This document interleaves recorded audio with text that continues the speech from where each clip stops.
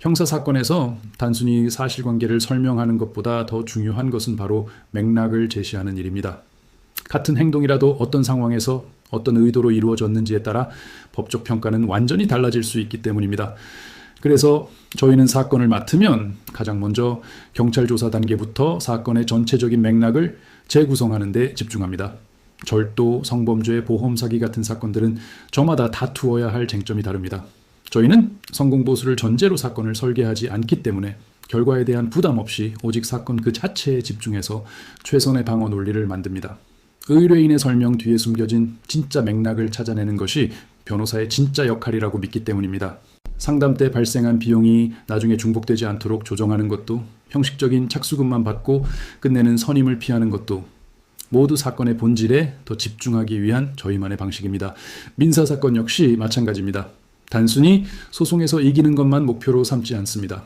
돈을 빌려주고 못 받았을 때 중요한 건 판결문이 아니라 실제로 그 돈을 돌려받는 것입니다. 그래서 저희는 소송을 시작하기 전부터 상대방의 재산을 어떻게 찾고 어떻게 강제 집행까지 이어갈지 그 전체적인 그림을 먼저 그립니다. 전세 사기나 부동산 분쟁처럼 복잡한 사건에서는 공인중개사 자격을 가진 변호사가 직접 계약서의 함정과 권리관계를 분석해 실질적인 해결책을 찾습니다.